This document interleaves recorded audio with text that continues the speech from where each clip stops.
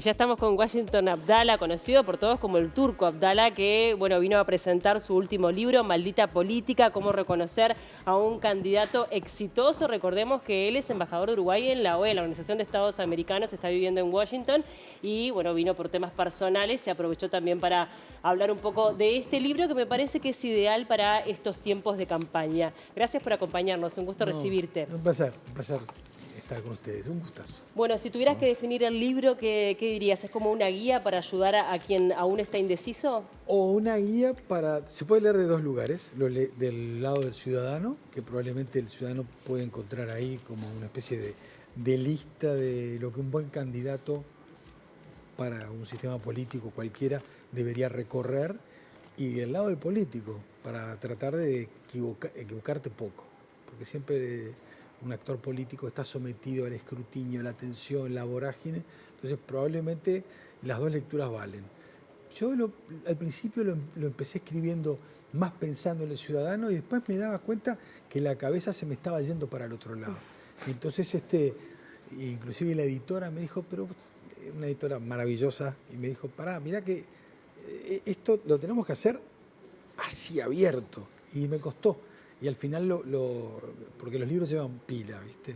O sea, yo tengo unos cuantos libros publicados y para que te salga un libro y más o menos te convenza, te lleva mucho tiempo. Sí, claro.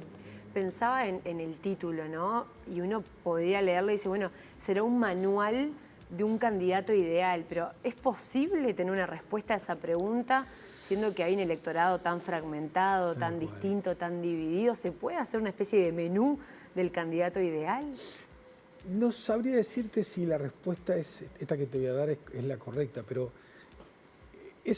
tratar de evitar lo que pueden ser situaciones que te distancian de la gente, porque yo parto de algunas premisas allí.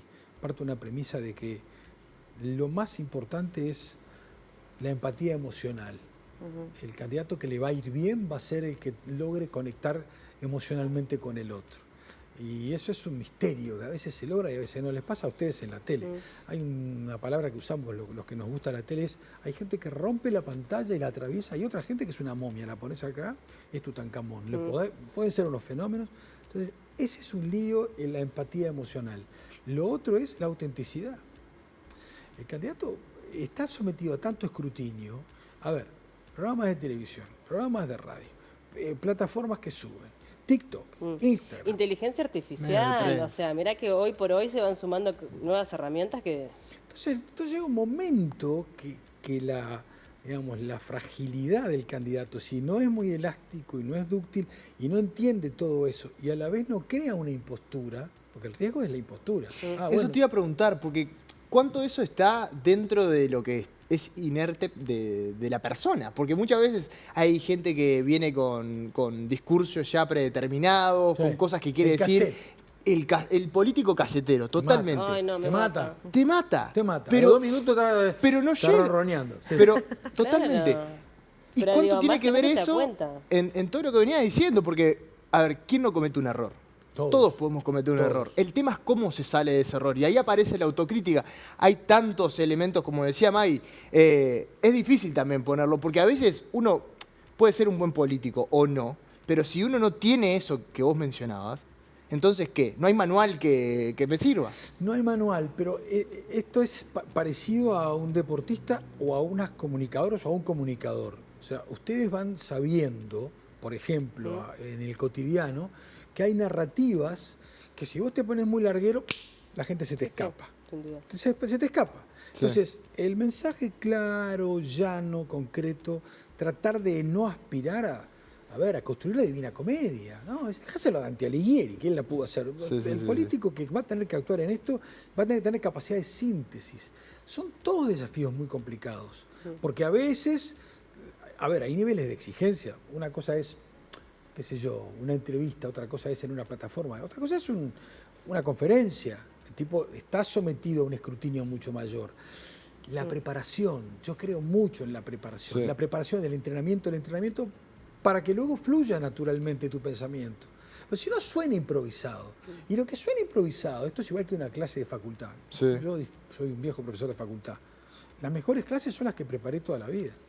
O sea, Vos no podés llegar a la clase y bueno, hoy estoy inspirado, voy a hablar de la televisión. Tenés que tratar de tener más o menos la cabeza ordenada y después, bueno, te vas moviendo. Hay algo que abordás en el libro que me parece interesante que está vinculado con el archivo, ¿no? Con ese tipo de cosas que a veces nos parecen que, bueno, van a desterrar a un político para siempre, que a veces ocurre, y otras cosas que eso la gente se olvida, como que se va, no lo tenés como del todo claro, como que en un momento estuve metido en un escándalo, pero después de que pasó un tiempo, porque la verdad es que la gente está en el día a día con sus problemas. Exactamente.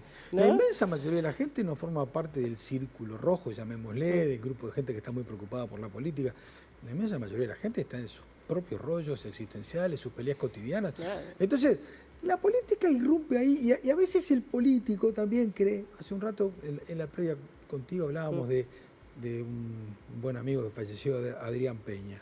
Y tuvo momentos duros a lo largo de la vida. Y yo en algún momento tuve una conversación con él de amigos, y le dije, a ver, hay que pasar la hoja de algunas cosas. Claro. Porque si vos te quedás en un rollo, el rollo te come a vos también. Depende de la entidad y la dimensión del rollo. Claro. Hay problemas y problemas. Sí, pero a como veces todo. cuando uno puede, porque a ver, todos tenemos situaciones que nos equivocamos, expresiones que no están bien, enojos, que te vas de mambo, una idea que se te salió mal, no la pudiste expresar. Y en la política pasa, como pasa en la comunicación. Tenés que estar también lúcido para saber pedir disculpas, retractarte. Te equivocaste, no, me equivoqué, la verdad me equivoqué. Y ese tipo de cosas, la política no. En Estados Unidos eso es curioso, se ve mucho. Porque yo creo que es una cultura protestante que viene de la ética weberiana. Me da la impresión de que es eso. Los tipos allí, la sociedad es como que en algún momento cuando macanean en algo, salen a los medios, miran a cámara, me equivoqué, no estuve bien. ¿Será verdad o no? También después el ciudadano podrá creer o no. Claro. Pero no sé si es mejor o peor, pero nada. Es difícil también. Es muy difícil. Es complicado. Es muy difícil. Pero yo creo que, por ejemplo, ahora el televidente que nos está dispensando un ratito de su atención.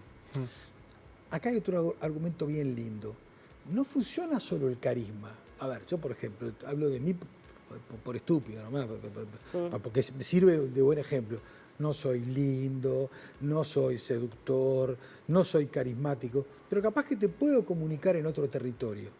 En un territorio de ideas, me explico, de contribución del pensamiento. Me das un pie interesante. Hace unas semanas estuve conversando en la radio con Jaime Durán Barba y me decía, los candidatos tienen que divertir.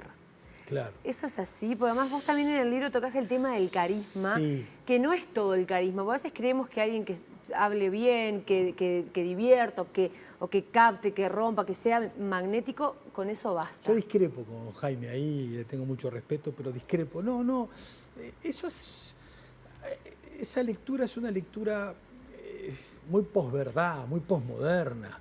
No, divertir no. Lo que tiene es que poder atrapar el pensamiento, poder captar la atención. Eso es distinto.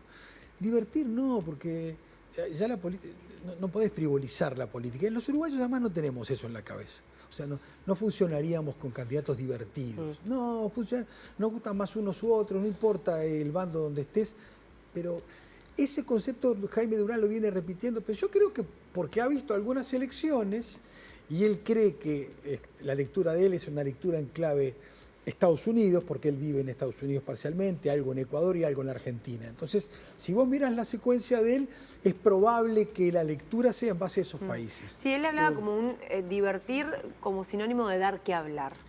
Ta. Y a veces dar que hablar no siempre es lo mejor. No, a veces no. A veces das que hablar y porque das que hablar porque metiste la pata o porque hay un episodio que no está bueno. Yo qué sé.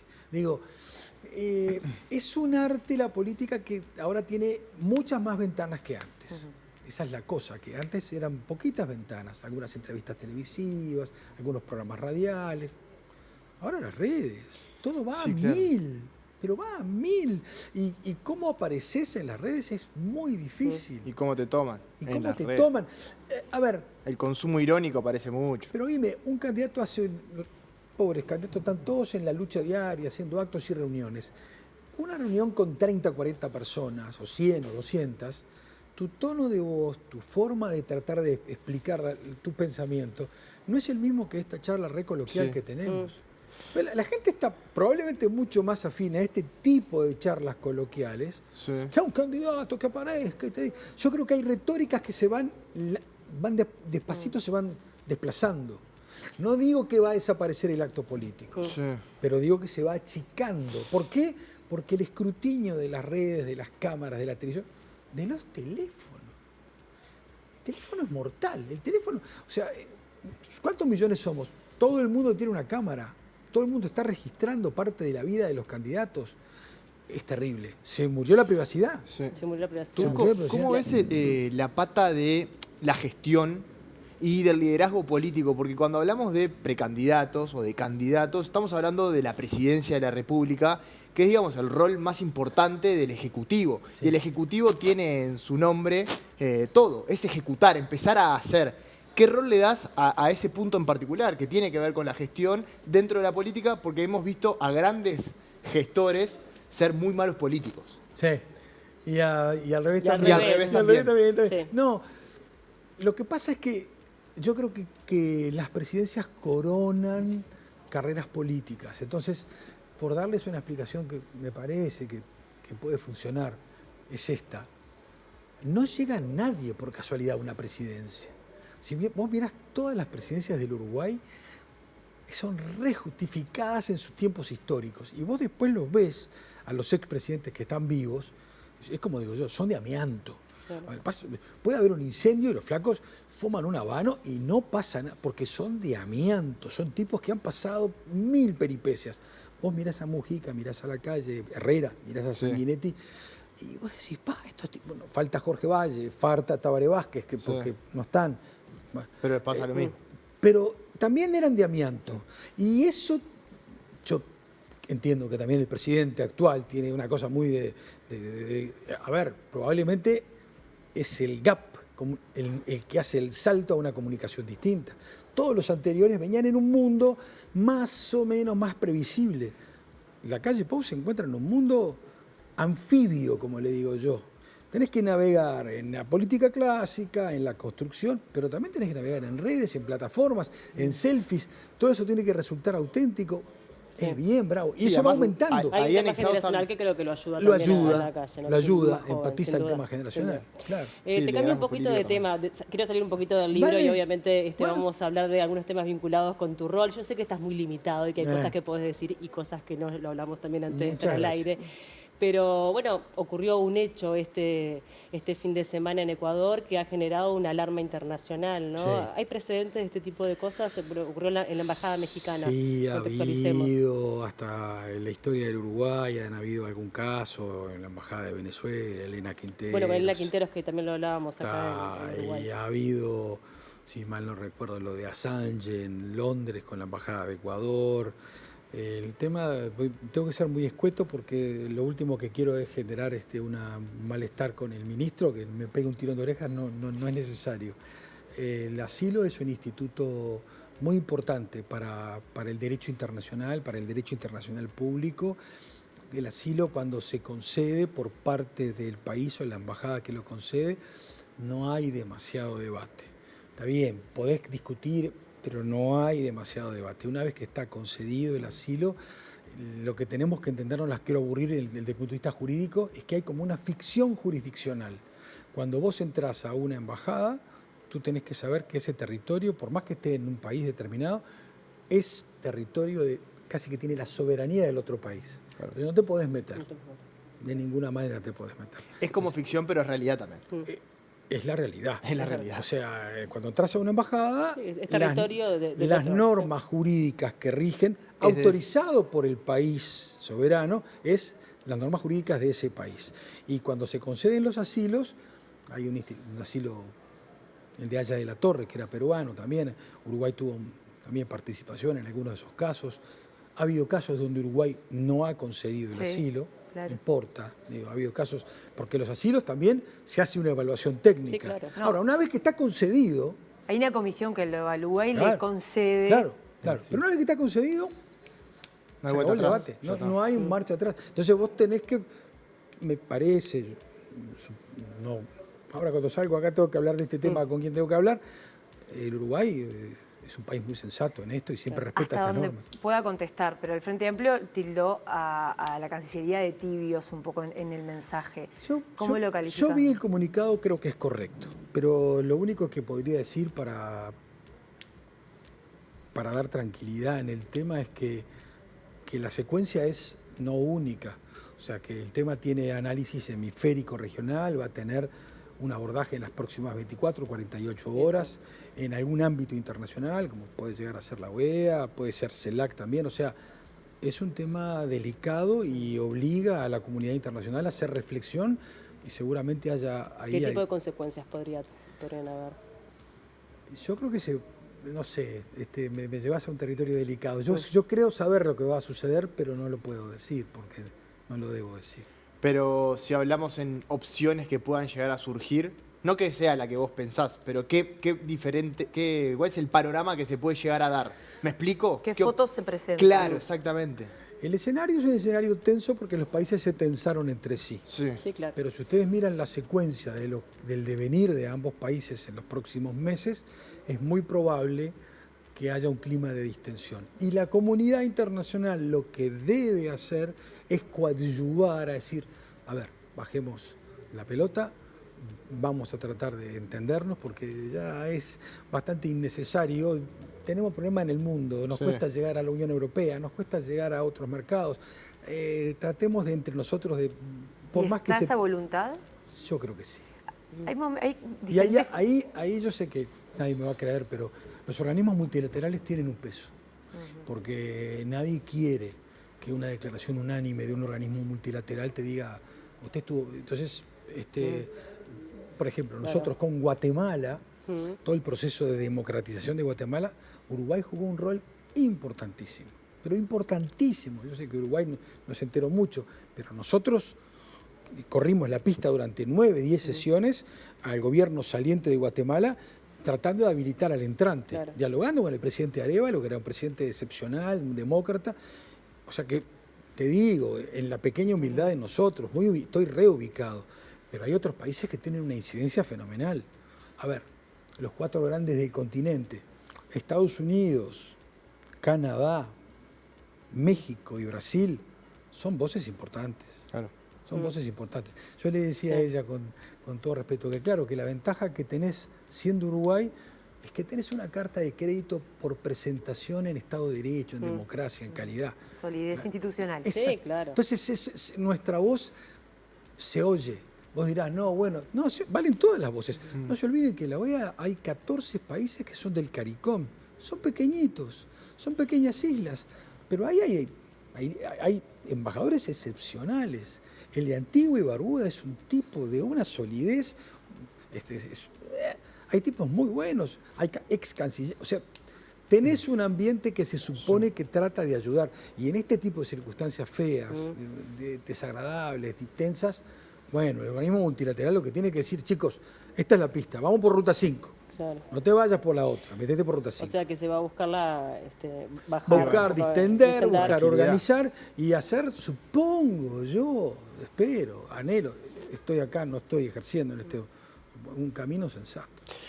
Abdala, le quería preguntar también por el tema de Venezuela, que acá generó mucha polémica, todo lo que está sucediendo. Sí, yo vi en la tele. Sí, muchísimo. ¿Cómo ve la situación del país y desde la perspectiva de la OEA, obviamente, ¿no? La perspectiva de la OEA, ahí ha perdido la OEA, no te diría participación, pero el tema de, en la medida que Venezuela no está adentro, o no está de hecho, porque Nicaragua sí se salió. Y ahora se montó una especie de reenganche con Nicaragua, porque la OEA le dice a Nicaragua, bueno, ustedes se salieron del sistema interamericano, pero igual la Comisión Interamericana de Derechos Humanos va a seguir velando por la no violación de los derechos humanos, y eso está bien. El tema Venezuela, de fondo, lo que te puedo decir también, para no generar extralimitaciones que no me corresponde, es hacer todos los esfuerzos para que el acto electoral esté consagrado como corresponde. Bueno, si no es este candidato, es el otro, pero que exista un ejercicio libre del acto electoral. Están los acuerdos de Barbados, está esa presión internacional. habrán observado como yo, los países de la región todos se han ido expidiendo, es un dato bastante novedoso ese. Entonces, bueno... Sí, pero a veces es complejo entender la diplomacia en ese sentido, porque vemos autoridades políticas, presidentes que señalan lo que sucede en Venezuela, pero también paralelamente está el discurso de, bueno, hay que respetar la autonomía del país. Entonces es complejo verlo desde afuera y decir, ¿cómo puede ser que en un Estado que sucede todo esto no podemos hacer más que hacer un llamamiento y que no pase de ahí? O a veces esa es la sensación de impotencia. Sí, y la entiendo, pero recordá siempre que está bien, no te voy a aburrir con el Tratado Interamericano, el Sistema Interamericano, la Carta Democrática, la Carta Interamericana, son todas normas, algunas de mayor validez, tratados, otras son resoluciones de la OEA. No podés intervenir un país. No corresponde, no. Sí, sí, claro. Entonces, intervenir no, por supuesto, pero no hay otras herramientas que se puedan. Más de las que se hacen. Algunas tienen que ver de repente con otros organismos multilaterales, pero la OEA, te confieso, el arsenal que tiene es el arsenal de la dialéctica, de la persuasión. No y también la realidad geopolítica mundial hizo que el foco sobre Venezuela cambiara, ¿no? O sobre todo cómo se lo miraba a Venezuela luego de todo lo que pasa con Rusia, el petróleo, etcétera, y a Venezuela se la empezó a mirar de otra manera, ¿no? Una vez que se cortó aquello, bueno, ¿cuáles son las cartas que tenemos para jugar?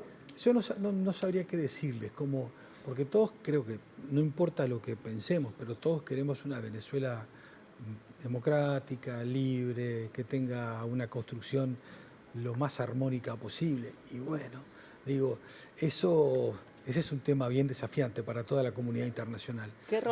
Yo creo que hay países que tienen más peso que otros. Sin duda. ¿Qué rol ocupa Uruguay dentro de la OEA? ¿Cómo está visto? Y yo creo que muy bien, porque por eso que les decía, o sea, en materia de libertad de expresión, en materia de Estado de Derecho, en materia de defensa de los derechos humanos, nosotros somos bastante insistentes en ese tema. No yo, digo, el país. Y es un país que, junto con Costa Rica y Chile, anda bien. Si tú mirás los récords, en ese comparativo, que siempre es un poco doloroso, pero Uruguay está bien. Entonces, la voz de Uruguay en esos asuntos siempre se oye. Ahí hay relatores de la Comisión Interamericana de Derechos Humanos con los que se conversa mucho. Tenemos un miembro de la Corte Interamericana, Ricardo Pérez Manrique. Sí. Es un lujo de ciudadano que está en la cima de lo que es el vértice jurisdiccional. Ahora probablemente, si todo sale bien, debería ir para la reelección, lo deberían de votar. Uruguay hace un camino muy señero y a veces, creo que alguna vez lo dijo Enrique Iglesias, desproporcional a nuestra demografía. Pero lo que pasa es que, bueno, Uruguay tiene de alguna forma calidad institucional y se preocupa por estos temas. Y somos avanzados, o sea, nosotros en montones de temas de la agenda de la OEA no le hacemos asco a nada, le metemos para adelante. Turco, muchísimas gracias por estos minutos. Quedan todos invitados a comprar el libro. ¿Está disponible en todas las librerías del país? Espero que sí. Esperemos que sí. Las mejores y las peores. Las mejores y las peores, en todas.